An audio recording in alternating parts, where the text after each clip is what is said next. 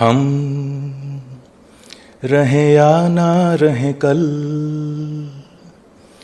कल आ मेरे संग चल,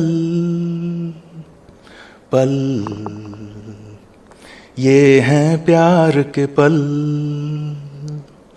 कल आ मेरे संग चल, कल सोचे क्या छोटी सी है जिंदगी। के और मैं एक साथ एक बैंड में थे कॉलेज के दिनों में, और हम 6 लोग थे और उनमें से के एक था, हमारा लीड सिंगर था, ड्रमर था, और उससे भी ज़्यादा पूरे बैंड का जो जोश था, जो एनर्जी थी, वो के था। मैं तो बिलीव ही नहीं कर पाया। मुझे व्हाट्सएप आया कि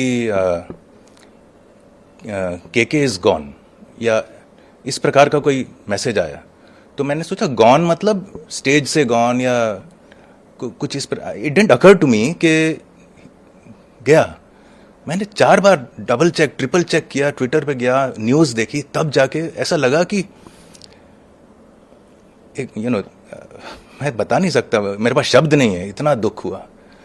रात भर सो नहीं पाया। वो एक बैठ के मैंने लिखा जो भी लिखा, और हमारी पूरी कॉलेज के टाइम हमारे जो हम रॉक शोज करते थे, कॉम्पिटिशन्स में जाते थे, एक साथ लॉन्स में बैठ के चाय कॉफ़ी। इनफैक्ट हम कॉलेज आते थे, सीधा ग्रीन रूम जाते थे। कॉलेज में अटेंडेंस तो हमारी 2% 3% हुआ करती थी। ये हमारी रिलेशनशिप थी 3 साल की कॉलेज के दौरान। तो वो सारी की सारी आई, अनबिलीवेबल कि वो सिर्फ 53 साल का था, 53। और हाँ, मैं जानता हूँ काफ़ी लोग इस दौरान जा रहे हैं, लेकिन ऐसा लगा नहीं। मुझे लगा के के लिए और बहुत काम बचे थे, इतनी जल्दी उसके जाने का समय नहीं था। आप कह सकते हो ये हर एक के साथ होता होगा, लेकिन के मेरा ख्याल हर जितने दिलों में वो बसा हुआ है, वो शायद बहुत कम लोग ऐसे बस सकते हैं।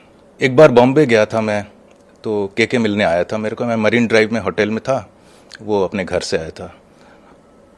रात भर, यानी आप समझ लो डिनर के बाद से लेके सुबह के 6-7 बजे तक हम मरीन ड्राइव पे अप एंड डाउन करते रहे।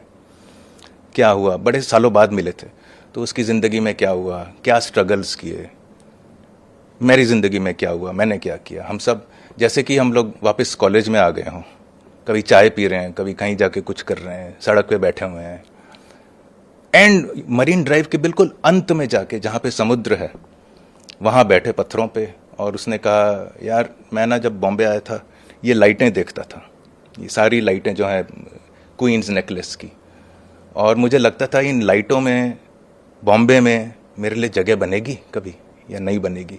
स्ट्रगल चल रहा था, स्ट्रगल से थोड़ा उभर के आ रहा था वो, और कहता भगवान ने दे दिया। तो बॉम्बे बन गया मुंबई, और हमारा के बन गया भारत का के। नहीं, ऐसी कोई स्टार रिलेटेड या इस प्रकार की नहीं, मगर एक दिन यहाँ घर पे आया था, वो दिल्ली में आया था, घर पे आया तो उन दिनों ना तो सीडी होते थे, ना हमारे पास पैसे हुआ करते थे। तो एक घिसा पिटा एक कैसेट प्लेयर था, उस कैसेट के अंदर उसने एक अपना नया गाना निकाला था, तड़प तड़प के एक दिन, और वो उसने सुनाया। हम सब पूरा परिवार हम साथ बैठे थे, और वो पहले खुद गा के सुनाया और फिर म्यूजिक के साथ उसने कैसेट प्लेयर में सुनाया। अंदर तक वो समा गया। आज तक वो इंसिडेंट मुझे याद है, अंदर तक घुस गया वो। एक्चुअली के की जो यूनिक चीज थी वो ये थी कि जब भी वो गाए, वो एक टेक्निकली नहीं गाया करता था, वो गाना स्वयं बन जाता था, वो गाना ही बन जाता था, इतने सोल से, इतने इंटेंसिटी के साथ वही गाना। तो अगर आप देखें जैसे तड़प तड़प, उसके अंदर इतनी तड़प है, इतनी पॉइगनेंसी है, इतना दर्द है, और दूसरी तरफ ए महकी हवा तुझे मुझे ले जा वहाँ, इतना फ्रीडम है। ऐसा लगता है कि आप माउंटेन्स में पहुँच गए और वो जो माउंटेन की हवा आप ब्रीथ कर रहे हो, ऐसा लगता है। या वो गाना देखिए, तू है आसमां में तेरी ये ज़मीं है, इतनी भक्ति। तो वो पॉइंट इज, मुझे लगता है बहुत कम सिंगर्स होते हैं जो कि इतनी इंटेंसिटी के साथ वो गाना ही बन जाते हैं। आप इमेजिन नहीं कर सकते कि तड़प तड़प कोई और गा सकता है। जब वो वीडियो बन रहा था, मैं और मेरी बेटी वहां गए थे, नोएडा में बना था ये वीडियो, हम देखने गए थे। क्या एनर्जी, क्या कलर्स, क्या रिहर्सल पे रिहर्सल हो ही जा रही थी, और केके का वही एंथुजियाज्म, वही स्माइलिंग चेहरा, वही एनर्जी, और वो पूरे कमरे को, बड़ा कमरा था और टीवी, लाइट्स, कैमरे, हर चीज़ थे, उसी इंटेंसिटी के साथ वो मेरे सामने वो रिकॉर्ड हुआ था वो वीडियो। आपकी दुआ से एक्टिंग भी अच्छी कर लेता था, लेकिन मैंने उसे इस नज़रिए से कभी देखा नहीं। मेरे लिए तो केके एक आवाज़ थी, और वो आवाज़ आपके अंदर, मेरे अंदर, हम सब के अंदर आवाज़ वो बैठी हुई है। उसने शायद एक कोई नया घर खरीदा था बॉम्बे में, तो उसका बता रहा था कि आना, काफ़ी एंथुजियास्टिक था, कि यू मस्ट कम, वहाँ बैठेंगे, ये करेंगे, चाय पियेंगे, गाने गाएंगे। स्टूडियो बनाया था शायद उसने घर के अंदर, तो जैमिंग करेंगे। केके हम सब में से, हमारे बैंड में से 2 लोग म्यूज़िक को परस्यू कर सके थे। एक तो केके, दूसरा है जूलियस, जो कि बैकग्राउंड स्कोर्स बनाता है इंडस्ट्री के अंदर।